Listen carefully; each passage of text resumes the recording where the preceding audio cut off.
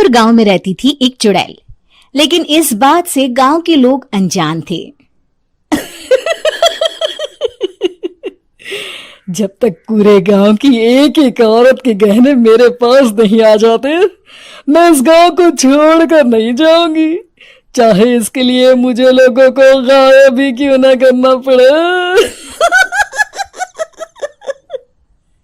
दूसरी तरफ गांव की औरतें बात कर रही थी। अरे सुन रही हो, ये देखो मैंने कल ही नया हार बनवाया है सोने का, कैसा लग रहा है? बहुत ही अच्छा है ना, पहले तुम पहनो, फिर शादी में अपनी होने वाली बहू को दे देना। और क्या, सोने चांदी का यही तो फायदा है, जितना पुराना उतना महंगा। लेकिन एक एक पैसा बचाकर ये लेना सच में बहुत मुश्किल हो रहा था मेरे लिए। तभी वहां पहली का पति आ जाता है। गांव में एक औरत के घर के सोने के सारे गहने चोरी हो गए। लोग बातें बना रहे कि गांव में कोई चोर घुस आया है जो घर की कोई चीज को हाथ नहीं लगाता, पर सिर्फ सोने के गहनों को ही चुराता है। अब तुम ना अपने ये गहने संभाल कर रखना। हे भगवान, ये क्या बोल रहे हैं? ये तो वही बात हो गई कि गांव बसा नहीं और लुटेरे पहले आ गए। दूसरी तरफ गांव के ही एक घर में रंजना रहती थी। उसके पति का गांव में चाउमीन का ठेला था। एक दिन उसके घर में एक औरत आती है। अरे रंजना, तू गांव में नहीं है तो सोचा तुम्हें बता दूं। गांव में बात चल रही है कि गांव में एक चोर घुस आया है जो घरों के सोने के गहने चुरा लेता है। अरे मैं तो सिर्फ ये कान की छोटी सी बाली ही सोने की पहनती हूँ, बाकी गहने तो मैंने गांव के बैंक में लाकर रखे हैं। ये क्या होता है? ना बाबा ना, हमारे गांव की औरतें तो गहने अपने पास ही रखती है।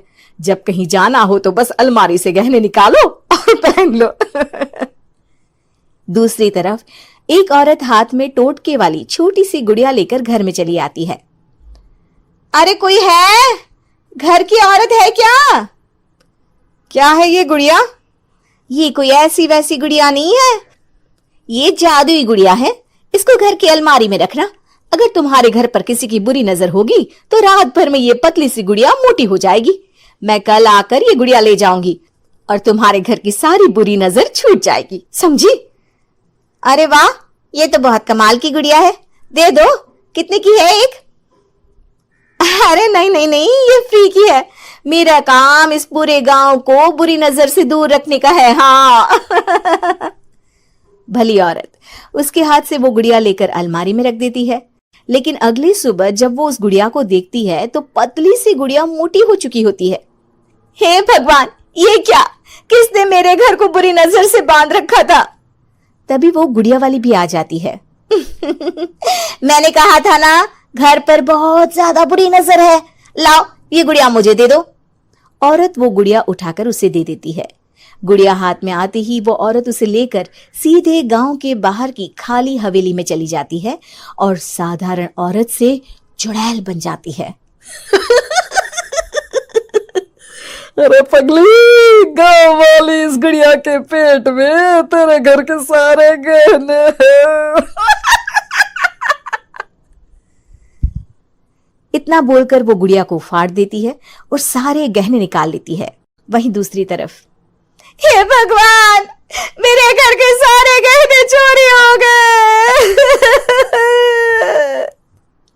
उस औरत के घर के आसपास लोगों का जमावड़ा हो जाता है और लोग बातें करने लगते हैं। लो जी, ये भी घर गया। पता नहीं कौन चोर है जो इतनी होशियारी से गहने चुरा लेता है। कुछ समझ में नहीं आ रहा कि कौन है। लोग तो घर से कहीं जाते भी नहीं है, न ताला लगे न घर खाली हो, फिर भी रातों रात गहने चोरी हो जाते हैं। अरे हम तो कहते हैं लोगों को बारी बारी चौकीदारी करनी चाहिए, चोर को तो पूरे गांव वाले मिलकर पकड़ ही लेंगे। लोग बारी बारी घरों की चौकीदारी भी करते हैं, लेकिन चोरी होने का सिलसिला रुकता ही नहीं। फिर एक दिन रंजना के पड़ोस से भी रोने की आवाज आती है। अरे आज ही घर की बुरी नजर उतरी और आज ही सारे गहने भी चोरी हो गए। कैसी बुरी नजर? क्या हुआ था? तभी वहां उस औरत का पति भी आ जाता है जिसके घर में गहनों की चोरी हुई थी। हाँ, मेरी बीवी ने भी किसी गुड़िया को घर में बुरी नजर उतारने के लिए रखा था, लेकिन अगले दिन गहने चोरी हो गए। अब रंजना को कुछ कुछ बात समझ में आ जाती है। वो गांव वालों से कहती है, देखिए अब आप लोग चिंता ना करें, जल्द ही चोर पकड़ा जाएगा। उस नजर उतारने वाली गुड़िया को आज मेरे घर कोई भेज देना। फिर क्या था, चुड़ैल को लोग रंजना के घर भेजते हैं। पहली बार देखा है कोई खुद लुटने को तैयार बैठा है। तो तू है जिसे घर की बुरी नजर उतारनी है? ये ले गुड़िया, ये सुबह तक मोटी हो गई तो समझो तुमको और तुम्हारे घर वालों को नजर लगी है। हाँ हाँ, मैंने काफी सुना है। तुम ये गुड़िया मेरे घर छोड़ देना। अरे क्यों नहीं, कल सुबह आऊंगी जब गुड़िया तुम्हारे घर की सारी बुरी नजर लेकर मोटी हो जाएगी, ठीक है? अब क्या था, रात को रंजना ने पूरी नजर गुड़िया पर रखी।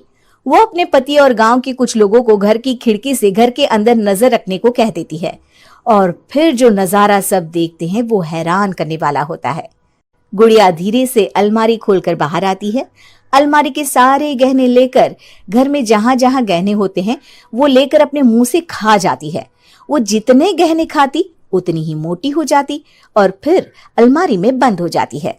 गांव वाले डर के मारे वहीं बेहोश हो जाते हैं। लेकिन सुबह जब वो औरत गुड़िया लेने आती है, रंजना उसका सामना करती है। ये देखो, गुड़िया कितनी मोटी हो गई है। लगता है मेरे घर में बहुत लोगों की नजर लगी है। लाला, ये गुड़िया मुझे दे दे। अरे बहुत कीमती गुड़िया है ये। तेरे घर की सारी बुरी नजर मैं गांव के बाहर वाली हवेली में फेंक आती हूँ। शाम को फिर लोगों के घर इसे लेकर जाना है ना। इसमें तो मेरी जान बसती है, जान। रंजना गुड़िया को चुड़ैल की तरफ बढ़ा देती है, लेकिन फिर वापस ले लेती है और गुड़िया के हाथ मोड़ देती है। जैसे ही गुड़िया के हाथ मोड़ती है, चुड़ैल का हाथ भी मुड़ जाता है। अच्छा, तो ये वो गुड़िया है जिसमें तुम्हारी जान बसती है। अब सुन चुड़ैल, तेरी सारी हकीकत सबके सामने आ गई है। या तो गांव वालों के गहने लौटा दे, नहीं तो मैं इस गुड़िया की गर्दन मोड़ दूंगी। चुड़ैल डर जाती है। अरे नहीं नहीं, मेरी गुड़िया दे दो, मैं सबके गहने वापस कर दूंगी। ठीक है, अब भी जा और सबके सारे गहने वापस कर। चल निकल यहां से। चुड़ैल सबके गहने लौटाकर रंजना के पास आती है।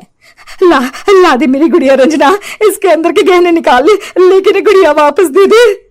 लेकिन रंजना जानती थी कि जैसे ही गुड़िया चुड़ैल को देगी उसकी शक्ति वापस आ जाएगी। चुड़ैल, तू तो चुड़ैल ही रहेगी, ये मैं जानती हूँ। अरे नहीं नहीं नहीं, मैं गांव छोड़कर चली जाऊंगी, किसी को परेशान नहीं करूंगी, वादा करती हूँ मैं। लेकिन रंजना उसकी एक बात नहीं सुनती और गुड़िया का सर उसके शरीर से अलग कर देती है। चुड़ैल सर अलग होती ही गायब हो जाती है। गांव वाले रंजना के साहस और बुद्धि की खूब प्रशंसा करते हैं।